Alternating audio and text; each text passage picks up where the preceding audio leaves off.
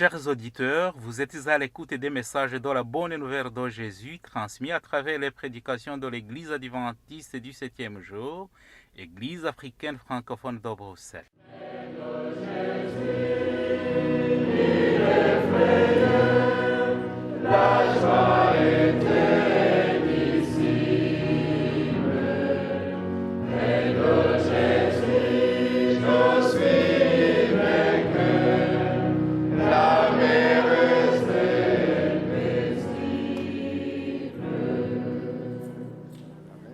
C'est ainsi qu'a commencé la bonne nouvelle de Jésus-Christ, le Fils de Dieu. C'est là ce qui est écrit dans le livre du prophète Ésaïe. J'enverrai mon messager devant toi, il te préparera le chemin. On entend la voix de quelqu'un qui crie dans le désert.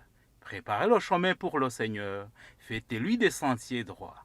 Marc chapitre 1, verset 1 à 3. Itangiro ry'ubutumwa bwiza bwa Yesu Kristo, umwana w'Imana.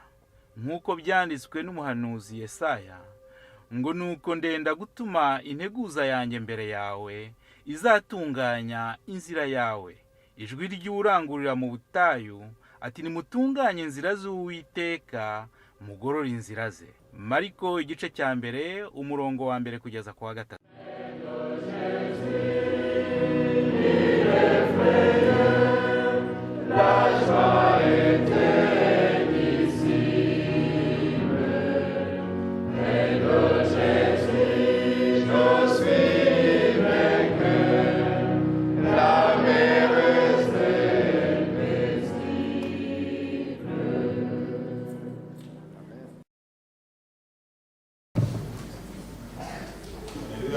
Alléluia.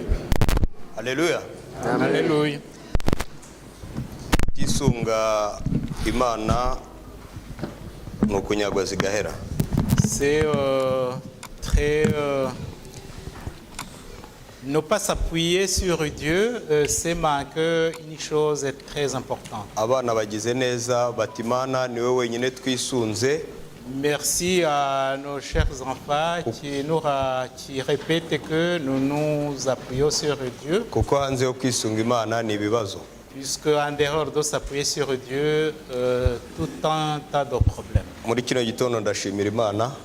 Je loue le Dieu, notre Dieu, ce matin. Kuko yemeye ko mpagarara imbere yanyu. Parce qu'il a permis que je me tienne devant vous.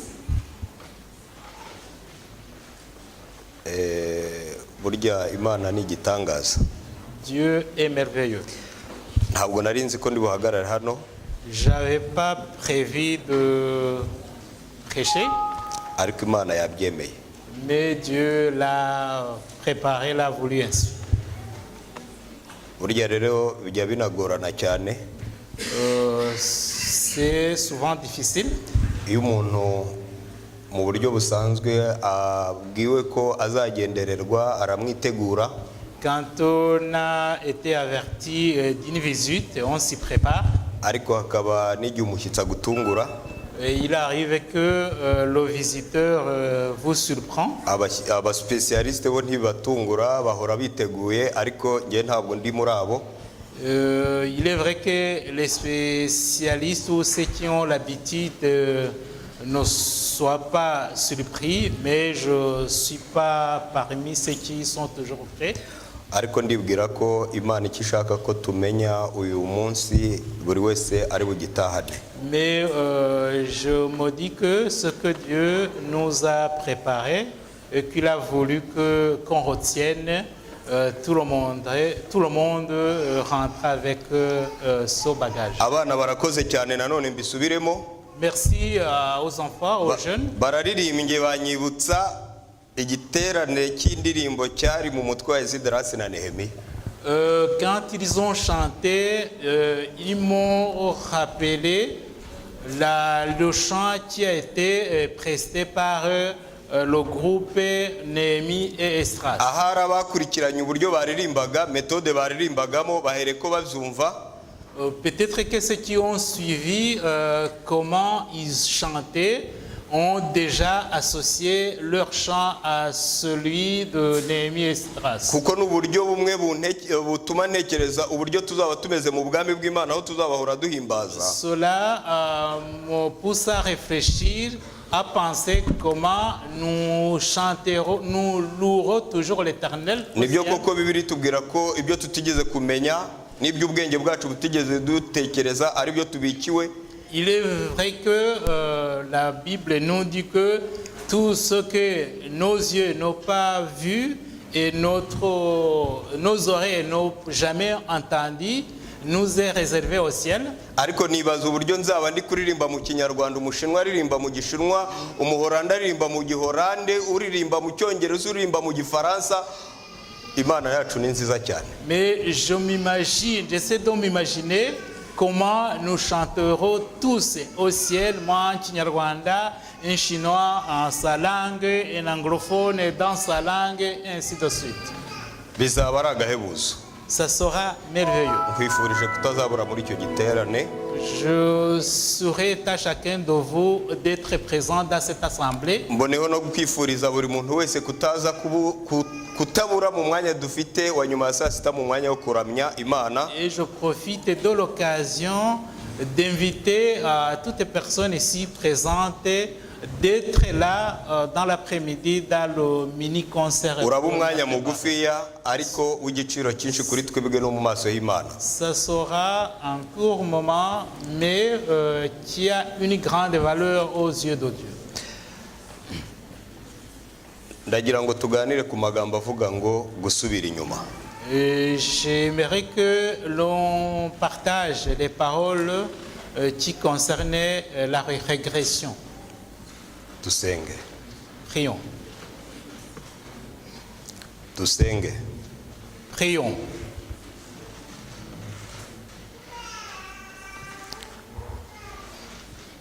Mana data. Dieu notre Père. Igihe cyose wifuza kutubwira. Tu cherchais toujours à nous parler.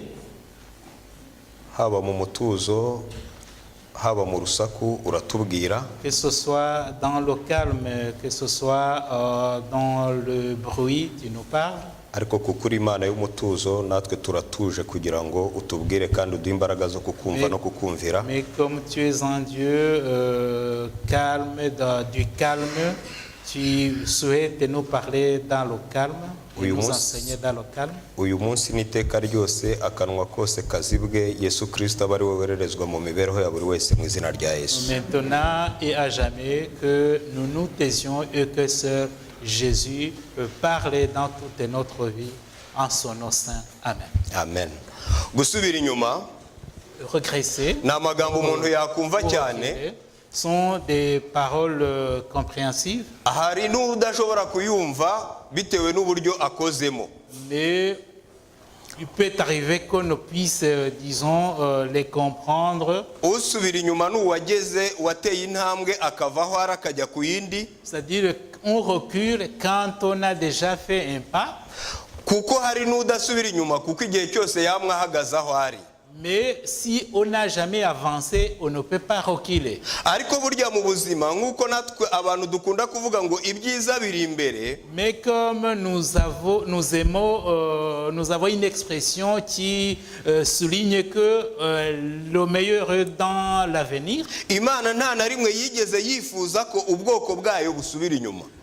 Notre Dieu n'a jamais voulu que son peuple regresse. Igihe cyose mu kubufasha mu rugendo yifuza ko butera intambwe bushyira ku yindi bujya mbere. Chaque fois dans leur voyage, Dieu voulait que son peuple avance d'un pas à l'autre. Nyamara nkuko tubizi mu mateka ya Bibiliya, mais comme nous le savons à travers l'histoire biblique, dusanga ubwoko bw'Imana Abisirayeli bararanzwe no gusubira inyuma hato na hato. Nous constatons que le peuple de Dieu, le peuple d'Israël, a toujours reculé. yewe ndetse na nyuma y'igitangaza gikomeye imana imaze kubambutsa inyanja itukura, Même après le miracle extraordinaire de la traversée de la mer Rouge, nyuma gatoya cyane baribagiwe, très peu après, ils ont oublié. maze nubwo bari mu butayu,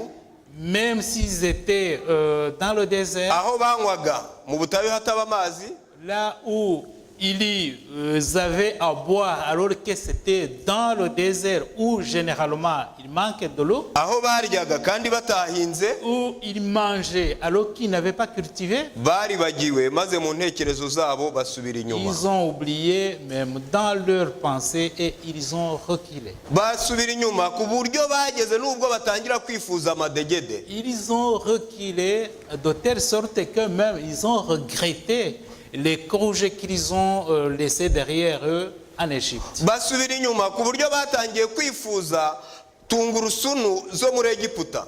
Ils ont reculé de telle sorte qu'ils ont commencé à regretter les ailes qu'ils avaient l'habitude de manger en Égypte. Basubira inyuma ku buryo ya mana yabayoboraga ijoro n'amanywa bayireba, batangiye kwivaho batangira gusenga Ils ibigirwamana. ont reculé de telle sorte que même ils ont cessé de fixer leurs yeux à leur Dieu qui les avait conduits jour et nuit et se sont tournés vers les idoles. Amateka arakomeza, Imana igiye kurimbura Sodomu na Gomora. Comme l'histoire nous l'enseigne, quand Dieu allait détruire Sodome et Gomorrhe, Ishaka gukiza Loti n'umuryango we. il a voulu sauver Lot et sa famille. Maze Loti n'umuryango we barahaguruka baragenda. Lot et sa famille sont partis, Nk'uko Abisiraheli nabo bahagurutse bakagenda. comme l'avaient fait les Israélites en quittant l'Égypte. Ubwo bagendaga abo mu gihe cy'Abisiraheli bari bazi icyo basize inyuma mu Egiputa. Quand les Israélites ont quitté l'Égypte, ils savaient bien ce qu'ils laissaient derrière eux. Kuko n'inyuma y'igihe kirekire batakira Uwiteka kugira ngo abatabare. C'était à l'issue de longues années qu'ils se plaignaient auprès de l'Éternel pour qu'il puisse leur venir en aide. Loti n'umuryango we bagenda bava i Sodomu n'i Gomora, bari bazi ibigiye kuba kuri Sodomu na Quand Gomora. Lot et sa famille quittaient Sodome et Gomorrhe, ils savaient bien ce qui allait se passer dans ces villes. Aya mateka akomeza atubwira ko ubwo bagendaga Mukaroti we intekerezo ze zagomeje kwibera inyuma maze kugeza ubwo ahindutse inkingi y'umunyu. L'histoire continue à nous raconter, à nous dire que quand ils ont continué leur voyage, la femme de Lot a regardé en arrière, ce qui a fait qu'elle devienne un poteau de sel. Gusubira inyuma Reculer nta na rimwe byigeze biba ubushake bw'Imana. n'a jamais été la volonté de Dieu. Muri Yeremiya Dans Jérémie, Imana yongera guhishura ubushake bwayo. Dieu nous révèle encore une fois sa volonté. Mu gice cya gatatu umurongo wa 21 ndetse n'umurongo wa 22, Jérémie chapitre 3 verset 21 22. Abahageze turagerageza gusoma, abandi ndibwira ko kuri tekinike hari ibibazo, mukurikirane muri Bibiliya zanyu. Et nous allons lire ensemble comme on est dans l'impossibilité d'afficher le texte. Yeremiya 3:21 n'umurongo wa 22. Jérémie chapitre 3 du verset 21 à 22. Maze Uwiteka aravuga ngo Abisiraheli bagoretse inzira zabo bibagirwa Uwiteka Imana yabo. Jérémie 3, 21 et 22. Une voix se fait entendre sur les lieux élevés. Ahari haraza kubaho ikibazo cy'imirongo. Ndabona bishobora guherera ku murongo wa 22, ariko reka ndangize traduction yose mu Kinyarwanda. Abafite version y'Ikinyarwanda bavuga ku murongo wa 22 ngo nimugaruke mwabana basubiye inyuma mwe, nzabakiza gusubira inyuma kwanyu. Ok, à partir de la deuxième partie du verset 21, nous lisons, car ils ont perverti leur voie, ils ont oublié l'Éternel, leur Dieu. Revenez, enfin rebelles, je pardonnerai vos infidélités. dore turakwitabye kuko uri Uwiteka Imana yacu. Nous voici, nous allons à toi. Ubushake bw'Imana ntabwo ari ugusubira inyuma, ahubwo ubushake bw'Imana ni ukugaruka. La volonté de Dieu n'est pas de reculer, mais c'est revenir à lui. Aya magambo arakomeye. Ces paroles sont très importantes. Y'Imana iza kuvuga ngo icyo nkwifuzaho ni uko igihe cyose uhora ujya imbere. Si Dieu avait dit que ce que je veux de toi, c'est que tu avances toujours, Nubwo ari wo mugambi wayo w'umwihariko, même si c'était son projet particulier, ariko icyaha kimaze kwinjiramo, kimaze kwanduza umuntu, après que le péché ait assailli l'être humain, umuntu yari atakaye. l'être humain se perdait. Imana yashoboraga kuvuga ngo ubwo atakaye akaba asubiye inyuma, ngenda akomeje. Dieu pouvait dire que comme l'homme est devenu corrompu, je l'abandonne et moi je continue. Mbese yazaga gukomezanya nande? Il allait poursuivre son projet avec Dieu. Niyo mpamvu uyu murongo wa 22 ari umurongo ukomeye cyane. C'est pour cela que ce verset 22 dont j'avais Kuko dit, Imana izi uburyo turemyemo. comme Dieu sait comment nous sommes créés, Imana izi uburyo icyaha cyatugize. Dieu sait comment le péché nous a changés. Izi uburyo imibereho yacu ari ukujya mbere dusubira inyuma, tujya mbere dusubira inyuma. Il connaît notre voyage, notre trajet, c'est aller et reculer. Niyo mpamvu uyu mwanya, uyu munsi iri kuvuga ngo nimugaruke bana basubiye inyuma. C'est pour cela que maintenant même, il nous dit de revenir, nous qui avons reculé. Waba warasubiye inyuma? As-tu reculé? Waba utarigeze uva aho uri? As-tu stagné? Waba ujya mbere? Avances-tu? Ujya mbere, Imana ishimwe. Si tu progresses, Dieu soit loué.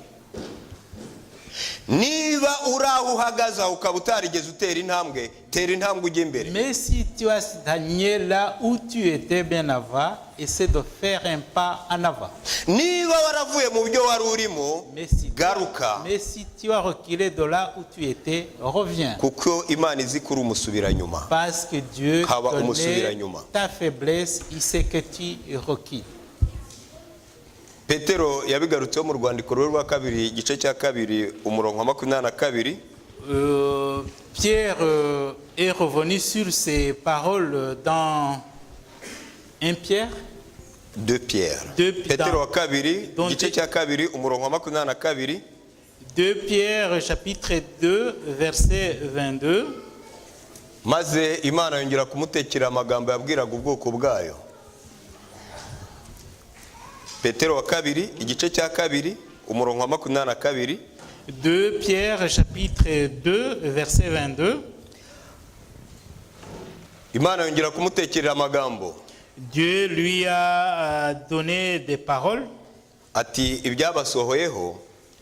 Et il leur est arrivé ce qui ni iby'uyu mugani w'ukuri ngo. Il leur est arrivé ce que dit un proverbe vrai. Iri jambo urihe agaciro karyo.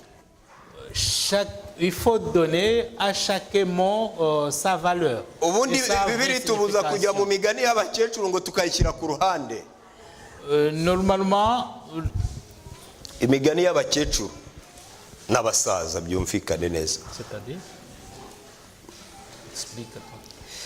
Bishatse kuvuga ngo hari imigani mu mico yose itandukanye cyangwa se ibitekerezo mu mico yose itandukanye, ariko siko igihe cyose ari ukuri. Donc la Bible nous empêche de retourner ou bien de nous baser sur les légendes. Niyo mpamvu hano Petero avuga ngo uyu mugani we yababwiraga ni umugani w'ukuri. Raison pour laquelle Pierre souligne ici que le récit qu'il leur racontait n'était pas légende, que c'était un récit vrai. Imbwa isubiye ku birutsi byayo. le chien est retourné à ce qu'il avait vomi. hano buri wese afite repas ye préféré. Ici, chacun de nous a un repas préféré.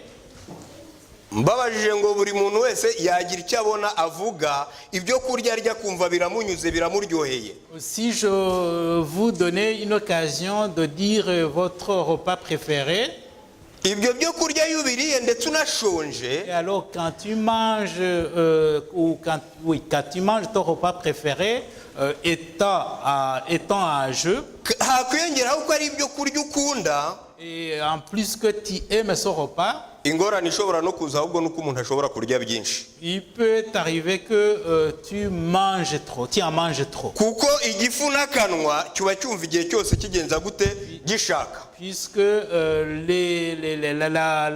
la bouche et l'estomac en a toujours envie.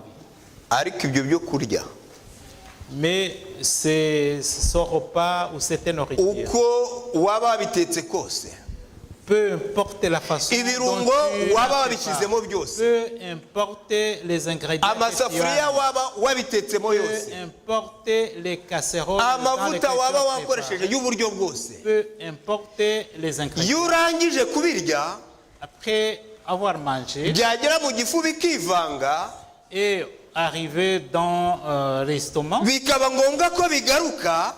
et suite à une indigestion, muragira amazuru muragira nyine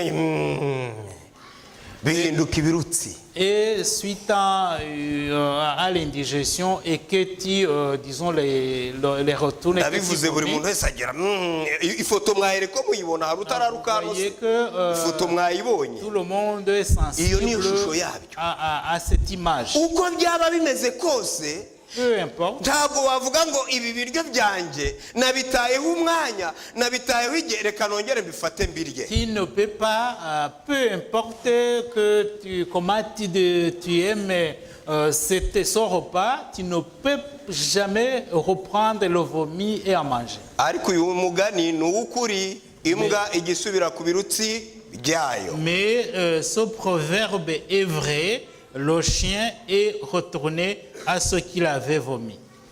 igice cya kabiri cy'uyu mugani, La deuxième partie de ce ingurube proverbe, yuhagiwe isubiye kwivuruguta kandi yari yamaze kuhagirwa. la truie lavée s'est vautrée dans le bourbier. abazi ingurube bashyira akaboko hejuru. Qui est-ce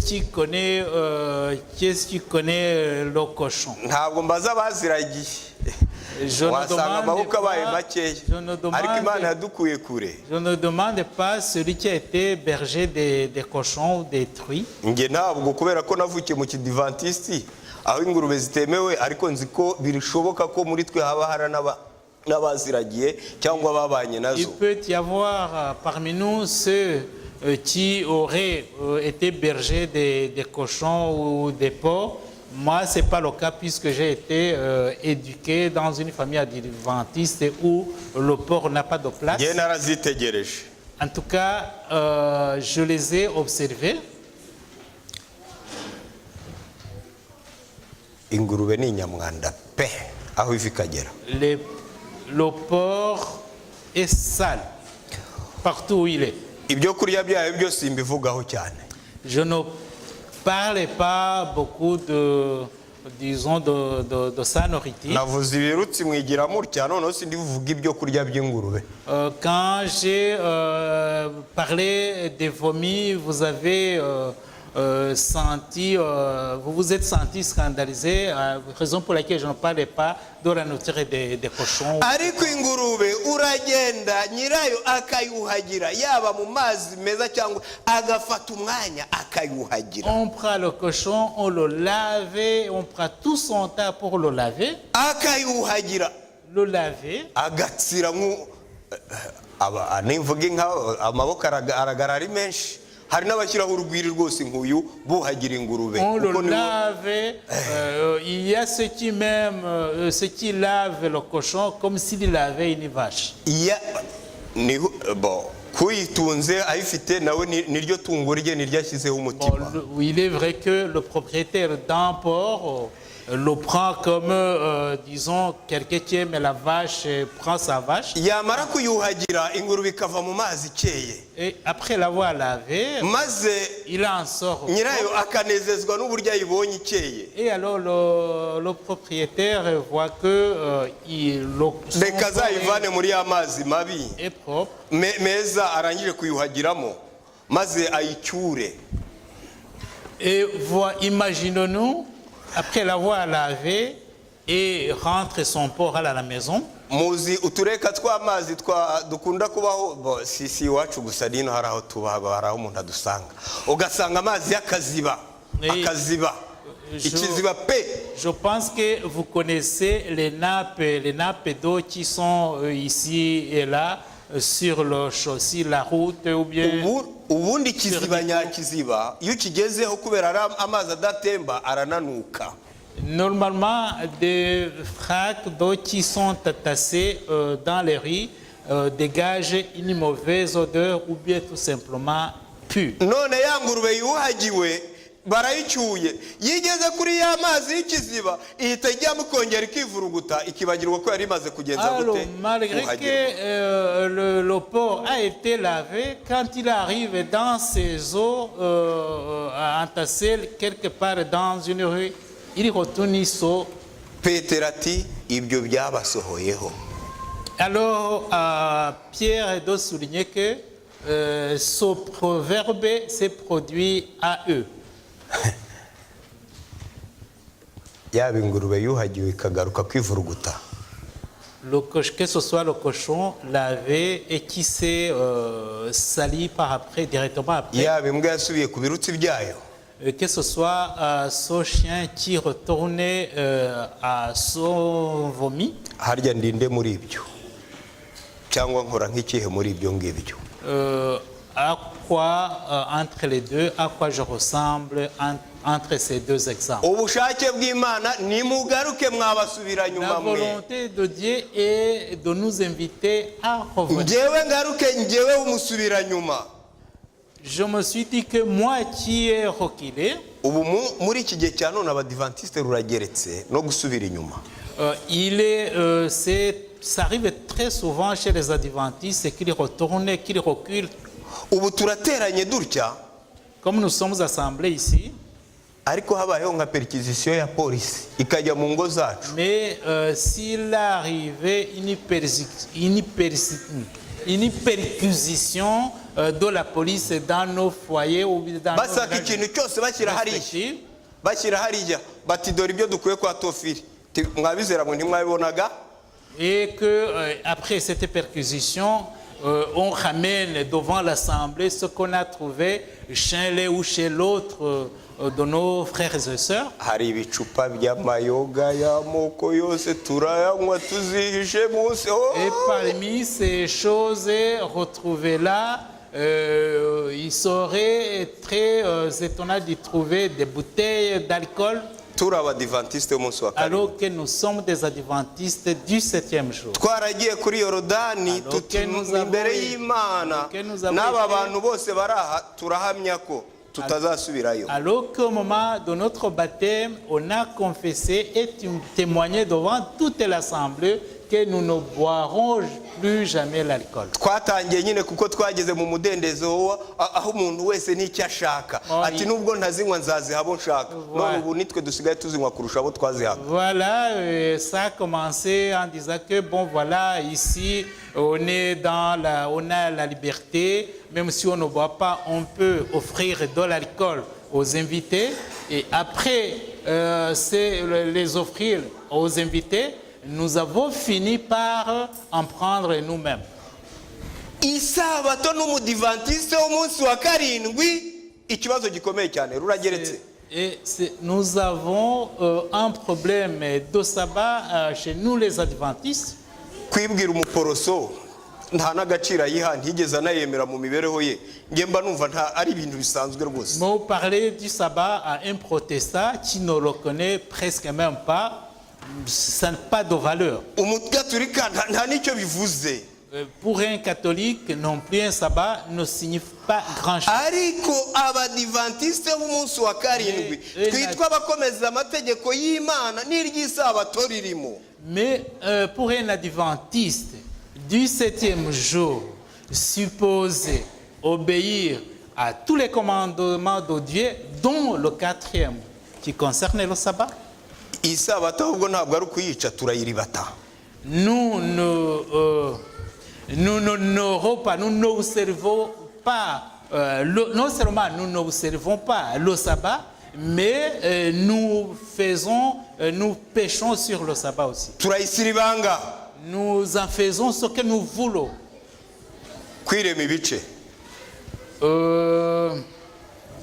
kwirema ibice mu badivantiste b'umunsi wa karindwi ruragiritse. Donc avoir des groupes parmi nous, inzangano, Sohaïl, amatiku, la mésentente, gusebanyiriza mu byongorerano, et la dire derrière le dos de nos prochains, ubuhehesi, la débauche ou l'adultère, ubusambanyi. l'adultère, ubusambanyi n'ubuhehesi ibifaransa byanyu biratuvanga ariko si kimwe. ubuhehesi n'ubusambanyi l'adultère et la débauche, nubwo byose bijyana hamwe. uti ça va dans le même sens. ruragiritse. Une suggestion? Hein? ruragiritse. Oui, c'est permanent. umururumba, L'envie, ubwambuzi, ne pas payer nos dettes gukunda ifaranga. et la course derrière l'argent, l'amour de l'argent. kera abadivantisite aho babaga bari hose ku misozi barizerwaga. Dans le temps, les adventistes étaient crédibles partout où ils habitaient. ndabyibuka ntabwo ari kera.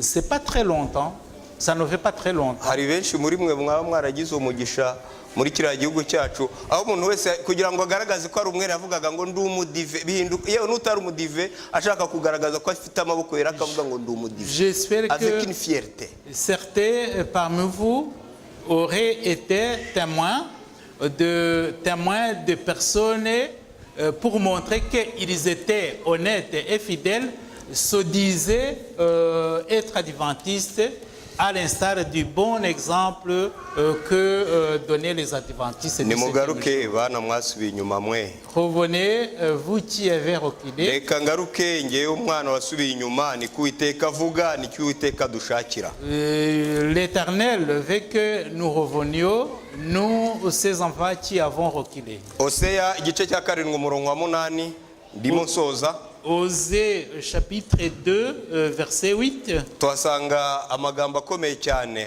Nous y trouvons des paroles très importantes. ntari bubone umwanya wo kuyimbikamo kuko ari ubuhanuzi bukomeye cyane busore kuri twebwe. C'est une prophétie qui se réalise sur nous. aya magambo uwayasoma ndabararika kugira ngo muyasome umwuka w'Imana barushaho kuyasobanura buri Je wese. vous invite à lire ces paroles d'Osée chapitre 2 verset 8.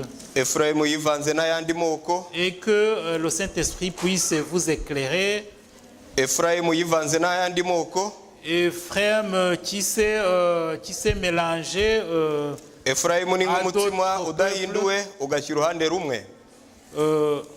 Ephraim, attends, je cherche les mots, plutôt le texte pour le lire.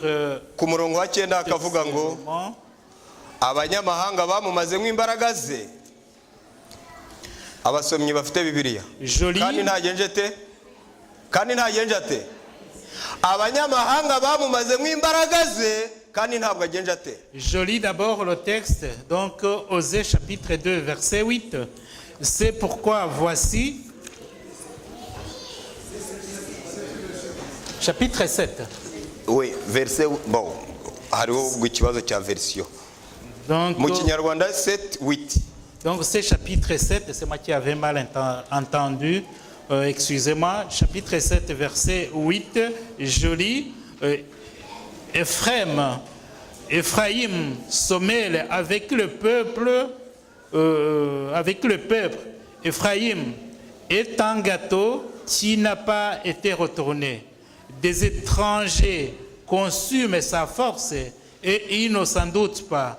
La vieillesse s'empare de lui et il ne s'en doute pas. ni nk'umutsima udahinduwe ugashyira uruhande rumwe. Si le pain n'est pas changé, il faut le mettre à côté. Abadiventiste muri iki gihe cya none, Les adventistes d'aujourd'hui, turi kubaba mbirimo ntabirimo, mbirimo ntabirimo, mbirimo ntabirimo. Twabuze ibyo dufata n'ibyo tureka. nous agissons comme nous n'étions pas là. Donc, c'est pas oui ou non, donc on ne sait pas où on évolue. Ni nayo mpamvu Raison pour laquelle, niba uyu munsi wa none si aujourd'hui, Imana hari aho iri kugeza umwangazo mu mutima wawe, si aujourd'hui Dieu éclaire quelque part dans ton cœur, garuka. reviens. Imana ikwifuzaho. Reviens, c'est ça Ngaruke, la nicyo Imana volonté inyifuzaho. de Dieu.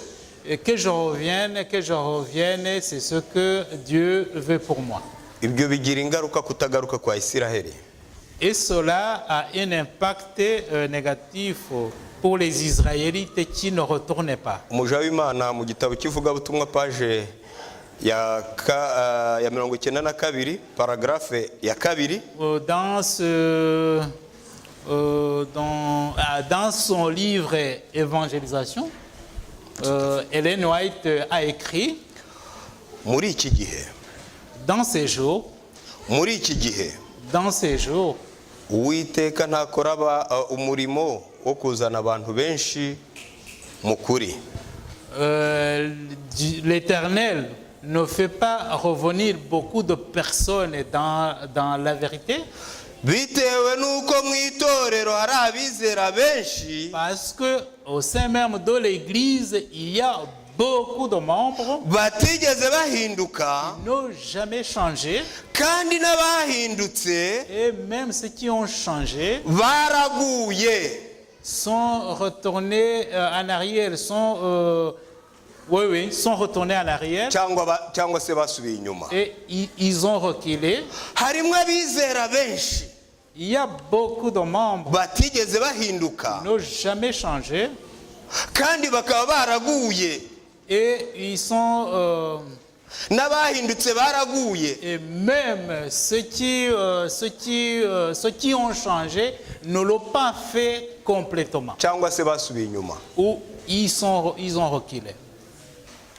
None aho si njyewe cyangwa wowe twaba turi gutuma Uwiteka atazana abantu benshi mu kuri? Ne serait-ce moi ou toi qui empêchons l'Éternel de revenir, de faire venir les gens qui sont à l'extérieur, les faire venir à l'église? Abaheburayo ndashoje igice cya 10 umurongo wa 39. Pour clôturer, voyons dans Hébreux chapitre 10, verset 19. Umugaragu w'Imana Paulo atariko twebweho ntidufite gusubira inyuma ngo turimbuke. Le serviteur de Dieu, Paul, dit que non, c'est pas à nous de retourner, de reculer et pour, disons, être détruits. Ahubwo dufite kwizera kugira ngo tuzakize ubugingo bwacu. C'est quel verset, s'il te plaît? Verset 39, 10:39. 10:39. 10:39 dans Hébreux, nous lisons, nous ne sommes pas de ceux qui se retirent pour se perdre, mais de ceux qui ont la foi pour sauver leur âme. Ntabwo dufite gusubira inyuma. Nous n'allons pas nous perdre. Iyo utatekereje gutsinda utekereza gutsindwa. Quand on ne gagne pas, on échoue. Reka tugambirire kujya mbere. Alors, décidons-nous d'avancer. nibyanga kujya mbere bikaba ngombwa ko dusubira inyuma tugaruke. Mais si ce n'est pas possible de gagner ou d'avancer et que nous reculons, prenons soin de retourner. umuntu wese anambe ku Mana kandi ntayimure. Et que chacun s'appuie sur Dieu. akomerere kuri rutare rwisungwa n'impabe. Qui s'appuie sur le rocher. kuko umuntu wese udafite kwisunga urutare uko byagenda kose Puisque toute personne qui ne s'appuie pas sur le rocher, sur l'Éternel, azisanga asubiye inyuma. il se retrouvera perdu. kandi abasubira inyuma n'abarimbuka. Et alors ceux qui reculent sont ceux qui se perdent. ariko twebweho reka tugundire kwizera. Mais nous retenons toujours notre foi maze tuzakize ubugingo bwacu. pour que nous puissions sauver notre vie. Imana idufashe Que Dieu nous aide kugira ngo buri wese afin que tout le monde, mu kwitekerezaho aho yaba yarasubiye inyuma, après avoir s'examiner et voir là où il a reculé, agarukire Uwiteka Imana yacu. il retourne à l'Éternel Imana yacu iteguye kumwakira. et il est prêt à nous accueillir. ndifuza kugaruka. Je souhaite revenir. fashe umwanzuro wo kugaruka. Je prends la décision de revenir ndakwifuriza nawe gufata umwanzuro wo kugaruka. et je souhaite que tu reviennes aussi maze tujye mbere.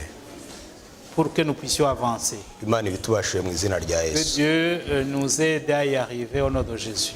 Amen. Mana yacu, Notre Dieu, urukundo rutangaje, d'amour extraordinaire, naho twagwa ntujye utureka. même quand nous tombons, tu ne nous abandonnes pas. twasubira inyuma ntabwo utureka. Même quand nous reculons, tu ne nous abandonnes pas. ushaka kudufata akaboko kugira ngo tugeze iwacu heza i Kanani ho mu ijuru. Tu veux nous tenir la main jusqu'au Canaan céleste. ibyo warabigaragaje Tu l'as manifesté, tu l'as montré.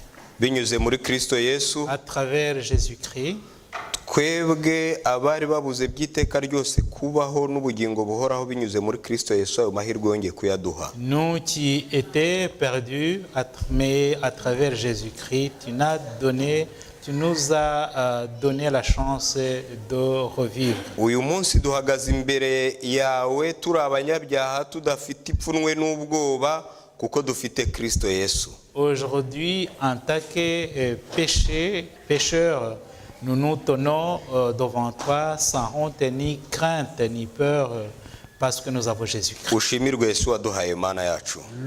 Sois loué pour Jésus-Christ que tu nous donnes. nubwo tuzengurutswe n'ibitugusha byinshi, Même si nous sommes environnés par différentes tentations et épreuves, nubwo hariho byinshi byatuma dusubira inyuma muri uru rugendo, même s'il y a beaucoup de choses qui occasionneraient notre chute, nsabiye buri wese uri hano muri iri teraniro kunamba kuri weho. je prie pour chacun de nous pour qu'il s'appuie fermement sur toi. uturinde kuba mu mugabane w'abarimbuka, Garde-nous d'être parmi ceux qui se perdent, ahubwo uduhe kuba mu mugabane w'abakiza ubugingo bwacu nk'uko amaze kubituringaniriza muri mais Kristo Yesu. plutôt parmi ceux dont tu sauves leur vie, comme tu l'as annoncé, comme tu l'as promis. iri teraniro ryose ndisabiye umugisha mu izina rya Data wa twese, iry'Umwana n'iry'Umwuka wera.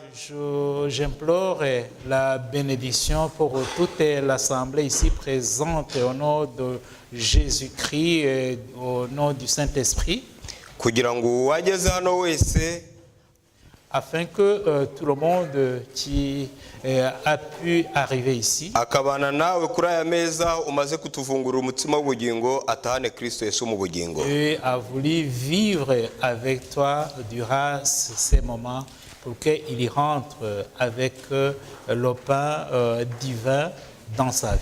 urakoze Yesu. Merci Jésus. urakoze data, Merci notre Père. urakoze mwuka wera, Merci au Saint-Esprit. mu izina rya Yesu. Au nom de Jésus.